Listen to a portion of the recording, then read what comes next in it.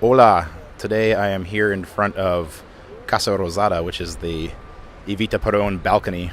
It's the presidential palace or whatever of Argentina. That's where she gave her speeches out to this plaza, which is being worked on right now and is ugly, and there's all kinds of noise going on. But anyways, it's really cool. Hola. Hola. Anyways, today I wanted to talk a little bit more about the nature of money and the nature of exchange and about value, right? So there's this idea out there. It's very common, and it's what's pushed by everybody. Your parents, maybe your grandparents, the media, blah blah blah. It's this whole like, get a job, wake up in the morning, work 9 fucking hours, grind, come home, have barely any time left for yourself, do a little bit of this and that, bust your ass. If you got kids, it's even fucking worse, and go to bed and do it all again. And then, on the weekend, you fucking go buy shit. And maybe Sunday you get some fucking time off, except half of Sunday you spend in fucking dreading Monday, right? So, this narrative is fucking fascinating to me. It's like this bread and circuses distraction fucking bullshit. It's crazy. And I think we all know it. My belief is that different modes of being at different time reflect different consciousnesses, if that makes any sense. I don't want to get too weird with this, but eventually the more you do this, the more kind of out there it gets, which is a good thing because the easier it gets, and the less bound to physical sort of quote unquote realities and properties it gets. So just stick with me here. Let's see if you can kind of like just start to let this sink into your mind, kind of like even if it's like a clogged drain, where it's barely perceptibly sinking in, but somehow it is little by little. What I want to do is kind of dig into the roots of what this is, So I would recommend taking a look at a thing called Maslow's hierarchy of needs, or Maslow's pyramid. This time, what I would like you to do is start to dance around that pyramid, meaning a couple of different things. First of all, go look at it, kind of study it. It's Maslow's hierarchy of needs, Maslow's pyramid of needs, or just Maslow's pyramid. They're all the same thing. And, look at what's in the foundation, what's in the middle, what's above that, what's at the top. Top being self-actualization. It goes from like basic needs to middle grade needs, relationships, family, friends, up to like self-actualization. And think, if you've had projects in the past, products in the past, services in the past, where have you put them and how have you put them and how are you pitching them to people? And what were they serving, right?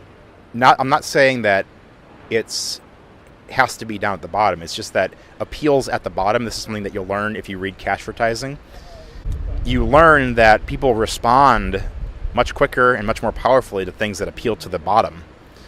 And then as you move up, the appeal gets less and less strong. And in times of trouble, like in bad economic times or whatever, those are the things that get thrown away first.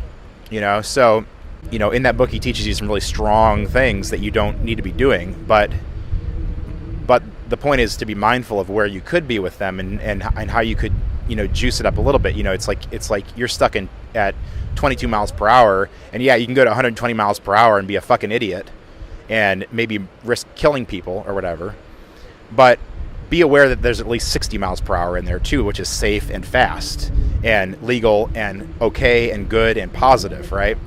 Instead of being stuck at fucking 22. This is another thing. It's like this whole narrative of like, work, get a job, work your day, blah, blah, blah, is bullshit. Look, all that is that's one way of providing value to society. It was a good way from the fucking 1800s up until, recently or whatever. It was just, it wasn't even a good way. It's not a good way. Working a fucking 8 or 9 hour day is not a good way.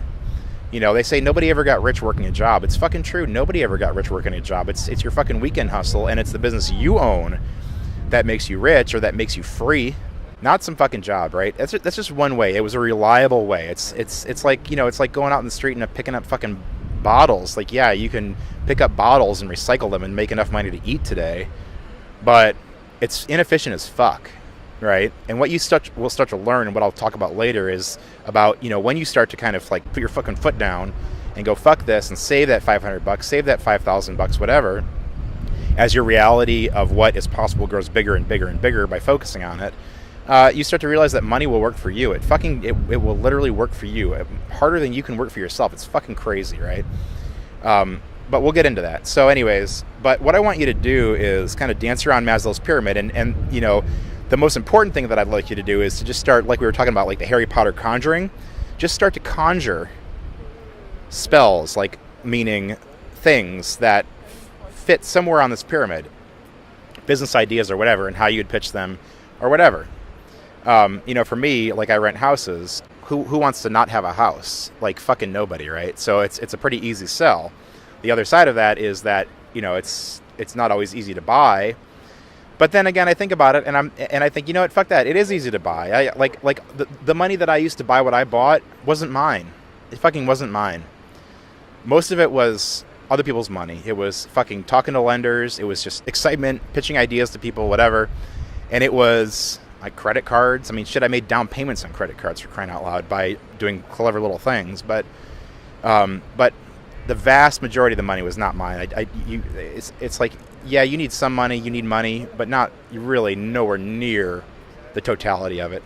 So it's just not true. You know, making $5 can be as hard as making $50,000, depending on what kind of value channel you're tuned into, right? The human effort doesn't change. It's just what channel are you tuned into. We'll get more into this. I know it sounds kind of fucking weird, but you know, but what I'm trying to get you to do is start to tune into these higher vibrations of where more money moves. You know, I don't know if it was on the earlier video, but one of the things that I kind of chuckle at, like I had this girl ask me one time, like, oh, do you think bankers deserve what they make? And I said to her, look, when somebody brings a banker $5,000 with the hope and the promise that that banker's going to turn it into $10,000, and that fucker does, that's huge. Or, you know, they bring the banker X amount, and and over 10 years it becomes, you know, quintupled or whatever. And now this person can retire on this. You know, they turn the 5,000 into 50,000, the 50,000 into 500,000, the 500,000 into $1 million, and now this fucking person can retire. So if we talk about what do people value, and that they value things that are low on that pyramid, like survival, well, if I can turn a small amount of money into a fucking enough amount of money that I can retire on, then that's of huge value. So yeah, so do they deserve to make $20,000 in an afternoon? You tell me. But what I'm trying to tell you is that exists. You know, look, just because your head is pumped with a story, this fucking bullshit story that what you do is you get a job and you work the hours and you fucking go home at night kind of late, and if you got kids it's even fucking harder, and you bust your ass and you fucking collapse in bed, and you do that 4 more times in the week, and then, you know, on Saturday you go out and get your fucking errands done, clean your house, and you kind of chill, maybe go out and party a little bit. Then Sunday, you know, you maybe get half the fucking day to enjoy because the other half of the day you're fucking bugging over Monday coming. That whole narrative is not the only way. It's bullshit. That's just one way to provide value to society, and it's not even an efficient way.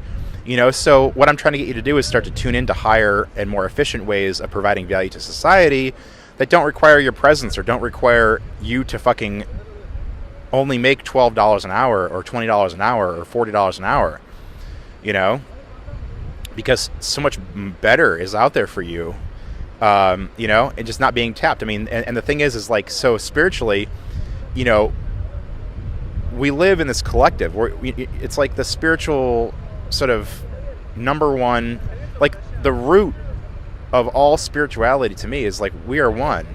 I am you, you are me, we are one. And the rules of this funny, amazing, wonderful tool called money are no different. And, you know, and work inside that same framework. You know, if you're not mindful of what the collective wants, then you're going to have a real hard fucking time. If you're having a hard time, you're just not connecting with what the collective is asking you. And the questions are there. And your ability to tune into what does the collective want and how can I serve the collective are fucking huge, you know? But you got to do it.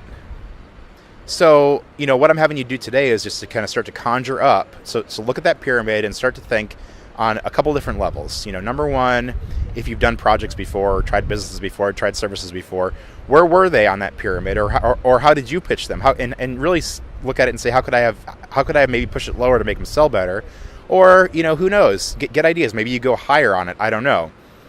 But the point is the world gives you feedback, right? And I think intuitively, you either know this or can tap into this at some point just by getting into that feedback loop of try, fail, try, fail, try, fail. My buddy says something great. He says, fail forward fast.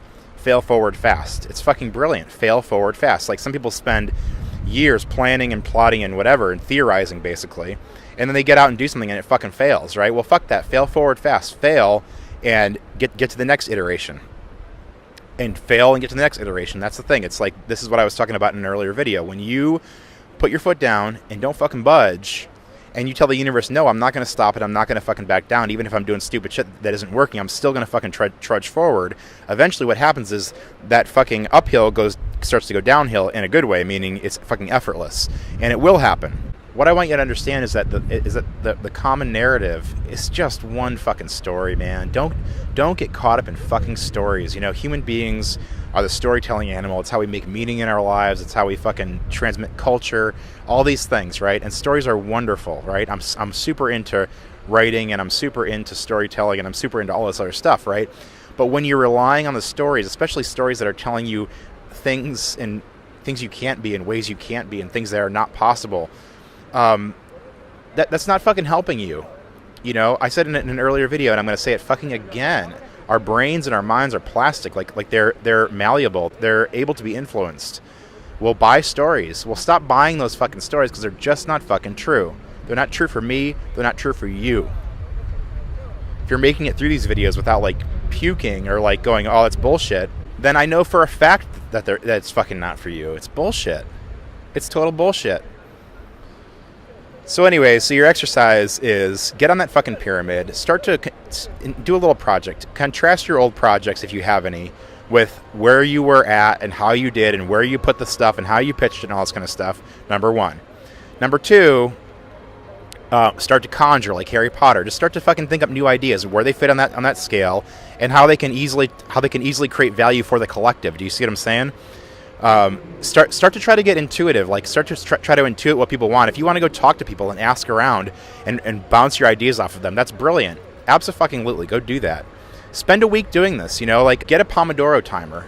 It's a free app. It's just it's a timer to set 25-minute intervals to work, 5-minute breaks, and then a 15-minute break every 3 sessions or whatever, I forget. But do one Pomodoro of just conjuring fucking business ideas up.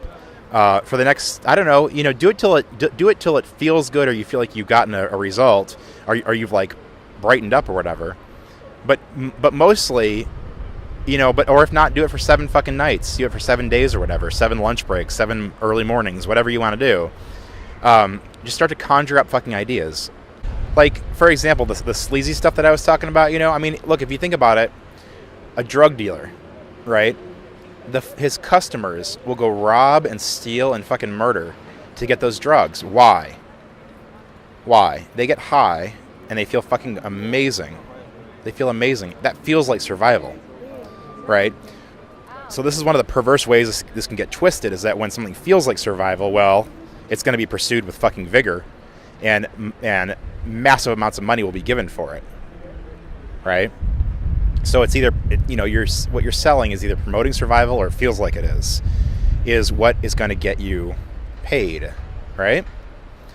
But what I'm saying is that by being aware of the dark side of this stuff, you can better utilize the light side of the stuff and understand more how this stuff works, and sort of the slippery slope that it can slide down, yes, but also the shades of where is good and where is bad. Like on the highway, 22 is too fucking slow, you're working your fucking job, you're going 22. 120 is too fast, you're fucking selling drugs, or you're lying to people or whatever, to create illusions of survival or illusions of value. You're fucking wrong too. But 60 miles per hour is legal, safe, efficient, quick, fast, fuel efficient, all these things. So it's becoming mindful of 60 miles per hour, 65 miles per hour, 55 miles per hour. That's what I'm talking about. There is that place that we need to get, that I would like to get you to. Don't buy the people telling you that you should fucking forge an identity on disability, inability, or incapability. It's because it's fucking a lie. It's a total fucking lie. You're so much more powerful than you think. You're so much more powerful than you think. It's really true. And you'll be shocked at what you see. if you choose to step into your power, because you have it. It's yours. It's all you. It's all you.